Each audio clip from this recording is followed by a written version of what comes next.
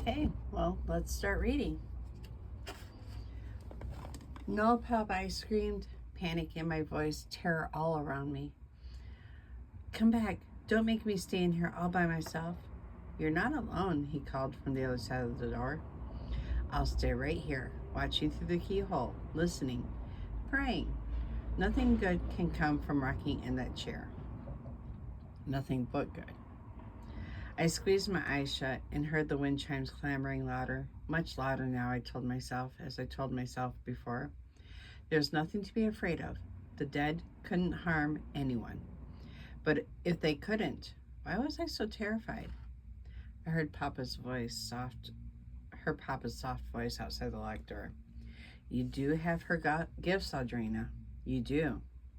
Papa, I wailed for one last time, please don't make me. He said, sighing heavily. Why do I have to force you? Why can't you just believe? Lean back in that rocker, put your head against the high back, hold the chair arms, and begin to rock. Sing, if it helps to wash your mind clear of fear, of worries, of desires, and emotions. Sing and sing until you become an empty pitcher. Oh yes, I'd heard this before. I knew what he was doing. He was trying to turn me into the first Audrina.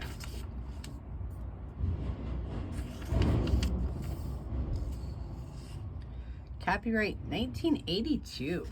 Wow. Okay.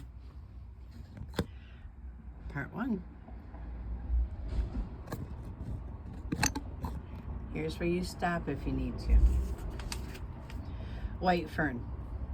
There was something strange about the house where I grew up. There were shadows in the corners and whispers on the stairs, and time was as irrelevant as honesty. Although now I knew that I couldn't stay. There was a war going on in our house, a silent war that sounded no guns, and the bodies that fell were only wishes that died, and the bullets were words, and the blood that spilled was always called pride. Though I'd never been to school, and I was 7 years old, and it was high time I was in school, it seemed I knew all about the Civil War. Around me, the Civil War was still being waged, and though the future might stretch ahead for billions of years, it was still the war we never forget. For our pride had been injured, our passions were lingering on. We'd lost the battle, better won by the opposite side. Maybe that's why it still kept hurting. Mama and my Aunt Elspeth always said that men liked violent discussions about wars better than any other topic. But if there were other wars of any importance at all, they were never discussed in our house. Papa would read any book, see any movie, cut out any magazine photo that represented a war between brothers, even though his ancestors had fought against my maternal ones. He was a Yankee born and a Southerner by preference. At the dinner table, he'd read accounts of the plots of the long novels he'd read about General Robert E. Lee and give grisly accounts of all the bloody battles. And if most of what he read charmed me, it did not charm either my aunt, who preferred the television, or my mother, who preferred to read her own books, claiming Papa left out the best parts, which weren't fit for young ears to hear. That meant my ears, and my cousin Vera's ears. Although most of the world believed Vera to be my sister, I knew she was my unmarried aunt's illegitimate daughter, and that we had to shield her from the scorn of society by pretending she was my legitimate older sister. I did have a legitimate older sister too, but she died before I was born. Her name was also Audrina. Even though she had been dead a long time, she lingered on. My papa never forgot the first and best Audrina, and still hoped that someday I would be as special as she was. My cousin Vera liked people to think she was my sister. I didn't know her true age. She refused to tell me that. Nobody in our house revealed their ages. Only my age was talked about all the time. It was Vera's boast that she could be any age she wanted to be. 10, 12, 15, and even 20. And with a few elegant and sophisticated postures, truly she did change her manner and expression. She could look very mature or very childlike, depending on her mood. She liked to ridicule me because I was so uncertain about time. Often Vera told me I hatched full blown from a giant ostrich egg at the age of 7. She always said that I had inherited a bird's famous habit of sticking its head in the sand and pretending nothing in the world was wrong. She didn't know about my dreams and the ugliness they gave me. From the very beginning, I knew Vera was my enemy, even though she pretended to be my friend. Though I wanted her to be my friend in the worst way, I knew she hated me. She was jealous because I was an Audrina and she wasn't. Oh, how I wanted Vera to like and admire me, as sometimes I really liked and admired her. I envied her too because she was normal and didn't have to be like someone who was dead. No one seemed to care if Vera wasn't special. No one except Vera. Vera was fond of telling me that I wasn't really special either. I was merely strange. To tell the truth, I thought there was something strange about me too. I seemed to be unable to recall anything about my early childhood. I couldn't remember anything about the past, what I had done the week before or even day before. I didn't know how I had learned the things I knew or why I seemed to know things I shouldn't. The many clocks scattered throughout our giant house confused me even more. The grandfather clocks in the halls chimed out different hours. The cuckoos and their wooden Swiss clocks popped in and out of small ornate doors, each contradicting all the others. The fancy French clock in my parents' bedroom has stopped long ago at midnight or noon, and a Chinese clock ran backwards. To my great distress, though, I searched everywhere and there were no calendars in our house, not even old ones. And the newspapers never came out on the day they were due. Our only magazines were old ones stacked in closets hidden in the attic. Nobody threw anything away in our house. It was kept, saved for our descendants, so they could sell it one day and make a fortune. Much of my insecurity had to do with the first Audrina, who had died exactly 9 years before I was born. She had died mysteriously in the woods after a cruel and heartless boys had spoiled her in some indescribable way. And because of her, I was never supposed to enter the woods, even go to school. And the woods were all around us, almost smothering us. They embraced us on 3 sides, the River Lyell on the 4th. To go anywhere, we had to travel through the woods. Everywhere in our home, photographs of the first and best Audrina were scattered. On Papa's desk, there were 3 framed portraits of her, age 1, 2, and 3. There was not a single baby picture of me, not one. And that hurt. The first Audrina had been a beautiful little girl. When I looked at her photographs, I felt oddly haunted. Wanting to be her so badly, I ached inside. I wanted to be her so I'd feel as loved, as special as everyone said she had been. And then, again, contrarily, I wanted more than anything to be myself, and on my own merits, gain the love I felt denied me. Oh, the tales Papa could tell me about the wonders of the first daughter, and everyone told me no, I was not the best Audrina, not the perfect and special one. Only the second and inferior one. My parents kept the first Audrina's bedroom like a shrine for a dead princess.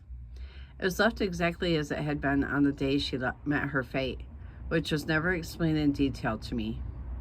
That room was so full of toys, it seemed more a playroom than a bedroom. Mama herself cleaned that room, and she hated housework. Just to see her room made me realize nothing had been too good for her. While my bedroom lacked toy shelves, her vast array of playthings, I felt cheated out of a real childhood. Audrina, the first and best, had stolen my youth, and everyone talked so much about her, I couldn't remember anything about me. I believed it was because my memory was so full of holes. Papa would try and fill those holes by putting me in her rocking chair and making me rock and sing until the empty pitcher would fill with everything. He wanted me to fill with her memories and capture her special powers, since she was dead and didn't need them anymore. And as if one ghost weren't enough, the second, who came every Tuesday at 4, tea time, we called Aunt Mercy Marie's Day. There she'd sit on the piano in her black and white photographs in a silver frame, her fat face beaming a vacacious smile, her pale eyes staring out as if she could see us. When she couldn't, she was dead, and yet undead, just like my dead sister. My aunt and my mother would speak to Aunt Mercy Marie, and through her they would let all the venom they had held back and saved for tea times. Strangely enough, my cousin Vera enjoyed Tuesday tea times so much she'd find any reason to play hooky from school just to be there and hear all the ugly things my mother and her half-sister could say to one another. They were White Fern sisters, and once upon a far ago time, that had meant something wonderful. Now it meant something sad. But they would never tell me exactly what. Long ago, the White Fern family had been the most notable family in our Tidewater section of Virginia, giving the country's senators and vice presidents. But we'd fallen out of favor, not just with the villagers, but also with everyone, and we were no longer honored or even respected. Our house was far from the nearest city of any size. White Fern Village was 15 miles down a lonely country road, but we seldom went there. It was as if long ago some secret war had been declared, and we were in the castle, as Papa liked to call our home. We're hated by the serfs of the lowlands. If any place in our vicinity could be called Highlands, it was the slight hill on which White Fern sat. Papa had to drive 30 miles to and from his stock brokerage office. All the friends had lived in the city. Our nearest neighbors were 12 miles away as a car drove, 5 as a crow flew. Papa drove our only car to work, leaving all of us without transportation. So often, my Aunt Elspeth would bemoan the day she sold her small car to buy a TV set. My aunt, who had never been married, loved her portable television set with a 12-inch screen. She seldom allowed me to watch, though, like her daughter Vera, could watch as much as she liked when she was home from school. That was another thing. I couldn't understand why Vera was allowed to go to school and I couldn't go. School was dangerous for me, but not for Vera. Naturally, I presumed there had to be something terribly wrong with me. My parents had to hide me away to keep me safe, if not from outsiders, then myself. That was the scariest thought of all. At the age of 7, while other children boarded yellow buses and rode off giggling and having fun, I sat down at a kitchen table and was taught to read, write, add, and subtract by my mother, who played the piano beautifully, but was not as good at teaching anything but how to play the piano. Fortunately, or maybe not, my Aunt Elspeth was there to help. She had once been a grade school teacher, with ready slaps to deliver if any boy dared call her a nasty name. Just one slap too many, and the parents had seen my aunt was fired. Though she tried for many a year to find a teaching position, the word was out that my aunt had a ferocious temper and a ready hand. Aunt Elspeth, like her daughter Vera, who had ready comments to criticize our way of living. According to my aunt, we were all as the house in which she lived, out of sync with the rest of the world, she'd say. In my dreams of my home, White Fern loomed up high and white against the dark and stormy sky, frightening to behold. It threatened the night, but in the day it welcomed me with open arms. I had a habit of sitting outside in the lawn, admiring the grandness of White Fern. It was a gingerbread Victorian house of many frills, and its white paint peeling, its dark blinds loose and crooked. It had 3 stories, with the attic and a basement toward the back of the house, where the spacious lawn inclined toward River Lisle. As I stared at the house, I thought I had much in common with it. We were both out of sync. Our windows were a myriad, many of beautiful stained glass. The shutters about to fall off were so darkly red they appeared to black in the distance, like dried blood. But the outside most marvelous thing of all were the balustrades on all the mini porches, balconies, and verandas, designed to look like stylized wood ferns. In the center of the dark roof was a round cupola with a copper roof now turned green from tarnish. It formed a point and was topped by a golden ball whose gold leaf was coming off bit by bit each time it rained. The cupola was about 14 or 15 feet in diameter, and every single one of its many windows was made of leaded stained glass with scenes to represent angels of life and death. Inside and out, ferns cascaded everywhere from the wicker stands. There were other plants, but the ferns seemed to steal what moisture there was in the air, and so soon all the other plants died. On stealthily timid feet, I played my small lonely games on the front great foyer, where the stained glass from the double front doors threw colorful patterns on the floor. I also had little rhymes Vera had taught me taught me that I said to protect myself from the colors. Step on black, live forever in a shack. Step on green, never be clean. Step on blue, work will never be through. Step on yellow, hear the world bellow. Step on red, soon be dead. Just so I wouldn't have to step on any color, I stole along near the walls, keeping the shadows, listening to the clocks ticking away the wrong times and the silly cuckoos going crazy in the night. When the wind blew hard, the shutters banged, the doors creaked, the furnace in the basement coughed, sputtered, and groaned, and wind chimes in the cupola tinkled and tinkled. Yet in the daytime, there were things wondrously grand in our house. I felt like Alice lost in a house of jewels. Art Deco lamps, object d'art, were scattered hither and yon. Tiffany lamps rose up to throw more colors, patterned the walls. Crystal prisms dangled from lampshades, from wall sconces, from chandeliers, from gas lamps, catching colors, refracting rainbows, and flashed like lightning whenever sunlight managed to steal through the lace curtains. We had a fireplace in every room, and there were 8 marble, many of elegantly carved wood, but none were made of brick. Brick was not elegant enough for our type of house that seemed to despise simplicity. Our ceilings were high and carved with elaborate designs, making frames for biblical or romantic scenes. In the olden days, people had, or so it seemed to my young eyes, either too many clothes on or too little that wanted to stay in place. I wondered why biblical scenes usually had more flesh showing than the ones where people were decidedly wicked.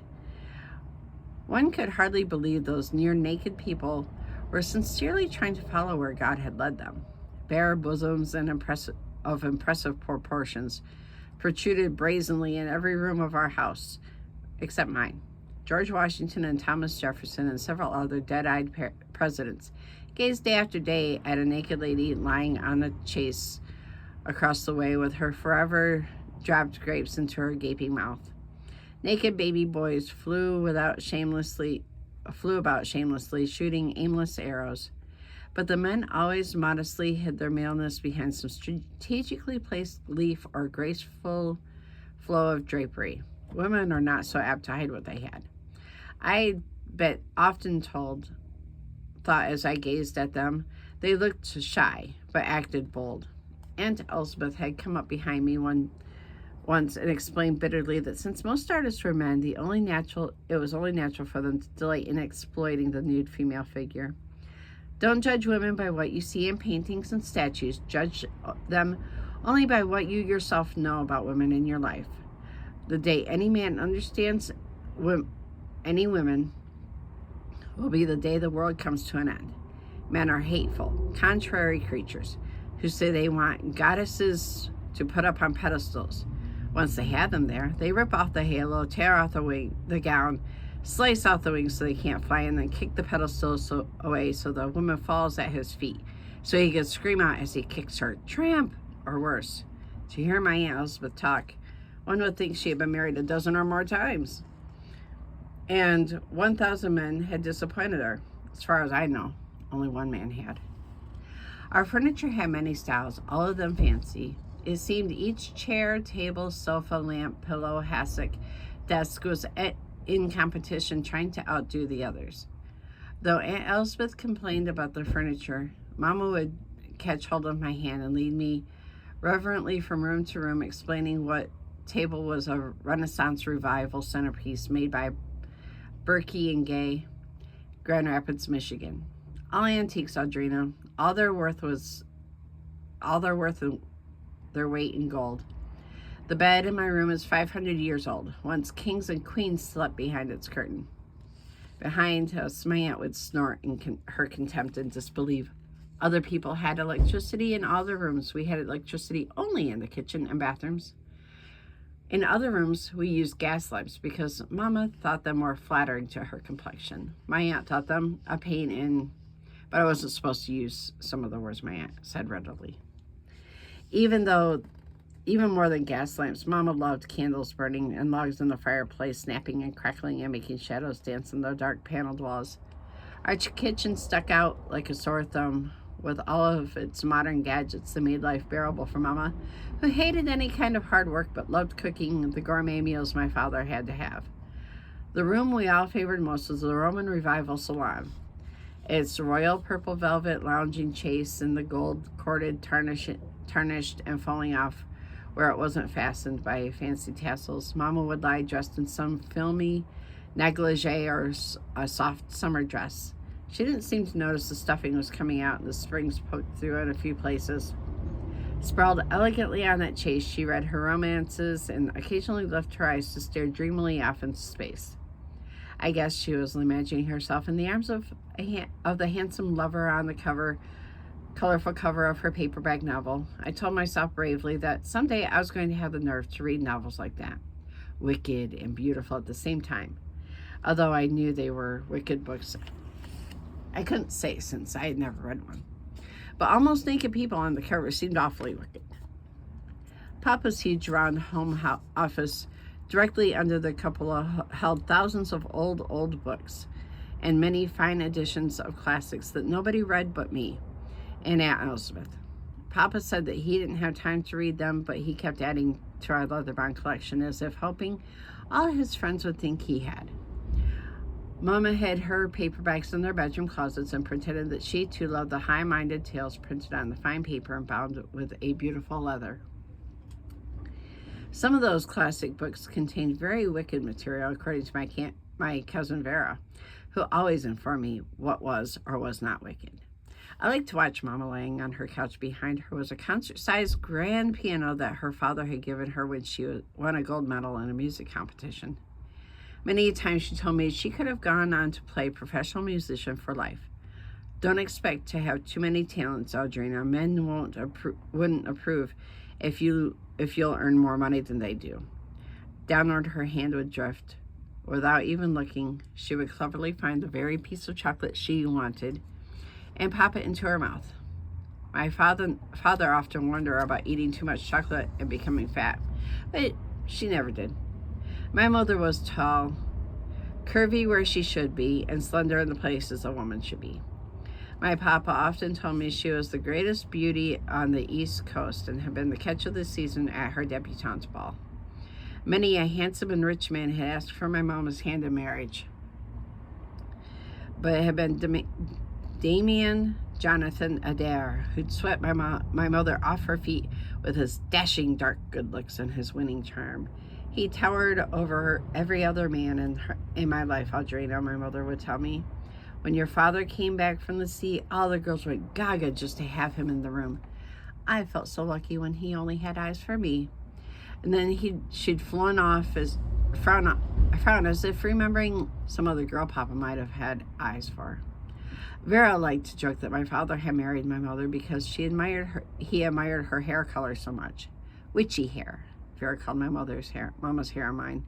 Chameleon hair, Papa often called it. It was a strange hair, and at times I believe Vera was right. Our hair didn't know which color it was supposed to be. Was instead all colors. Flaxen, blonde with gold, auburn, bright red, chestnut, brown, copper, even some white. Papa loved the strange prism-like color of our hair. I believed that if he had ordered God to give me the kind of hair I had, if he hadn't, Papa might have sent me back. For the first, Audrina also had chameleon hair. My papa, 6'5" and weighing well over 200 pounds, was the tallest man I'd ever seen. Though Vera was always telling me there were many men who were taller, especially basketball players. Papa's hair was the darkest black, looking blue almost sometimes in the sunlight.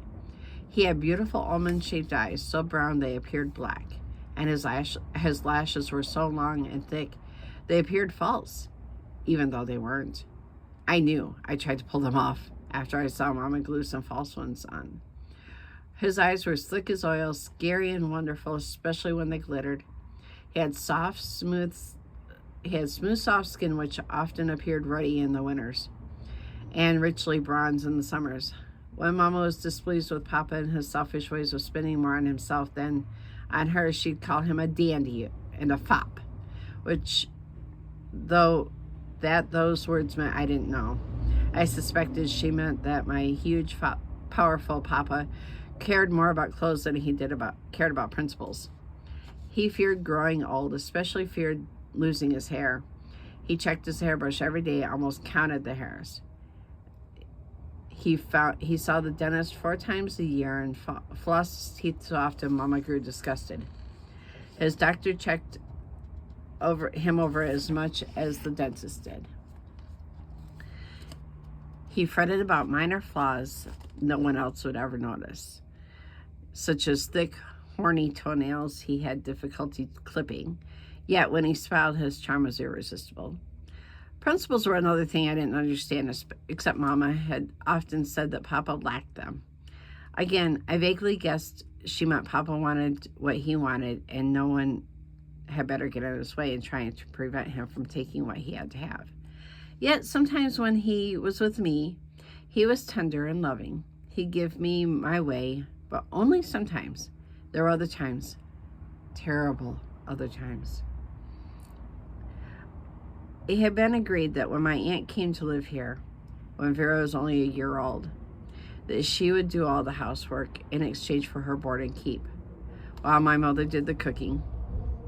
Unreasonably, my aunt wanted to do the cooking, which she considered easier instead of the housework, but no one could eat anything my aunt prepared. Mama despised housework, but she could throw anything in a pot or bowl without measuring it and come out tasting divine. Papa said she was a creative cook because she had an artist mind, while Ellie, as he called her, was born to be some man's slave. How my aunt glared when he said mean things like that. My aunt was a fearsome woman, tall, lean, mean, and with was my father's description. It's no wonder no man wants to marry you, my father often teased my aunt. You've got the tongue of a shrew. Not only did she have a sharp tongue, as mean for me as for Vera, but she also had her golden rule about sparing the rod and spoiling the child. Neither Vera nor I were spared when she was in charge. Fortunately, my parents seldom left us alone with her. In some ways, it seemed like Aunt disliked her daughter even more than she disliked me. It had always been my belief that women were born to be loving mothers. Then, when I gave it more thought, I couldn't remember how I arrived at that conclusion. Mama liked my aunt for her to chastise Vera, so then she could open her arms wide and welcome Vera into them, saying time and time again to Vera, "It's all right. I'll love you even if your mother can't." "That's the weakness of being you, Lucetta," said my aunt sharply. "You can give love to anything." As if her own daughter Vera was less than human. Never would my Aunt Elspeth name the man who was Vera's father. He was a cheat and a liar. I don't want to remember his name, I should say with scorn. It was so difficult to understand what was going on in our house. Treacherous undercurrents like the rivers that ran the sea that wasn't so very far away. It was true, my aunt was tall, her face was long, she was skinny, even if she did eat 3 times more than my mother. Sometimes when Papa said cruel things to my aunt, her already thin lips would purse together to become a fine line. Her nostrils would flare, her hands would tighten into fists, as if she'd like to belt him one if she only had the nerve. Maybe it was my Aunt Elspeth who kept our city friends from coming more often. There had to be some reason why they came only when we threw a party. The mama said our friends popped out of the woodwork like insects come to feast on the picnic. Papa adored all parties until they were over. Then for some reason or another, he'd jump on Mama and punish her for some trivial thing he called a social error, such as looking at a handsome man for too long or dancing with him too many times. Oh, it was just difficult being a wife, I could tell. One never knew just what to do or how friendly to be. Mama was expected to play the piano, entertain people, danced or sang, but she wasn't supposed to play so well that some people cried and told her later she had been a fool to marry and give up her musical career. No casual callers ever came to our door. No salesmen were allowed either. Signs were posted everywhere. No solicitors allowed. Beware of the dog and keep off. This is private property. Trespassers will be prosecuted.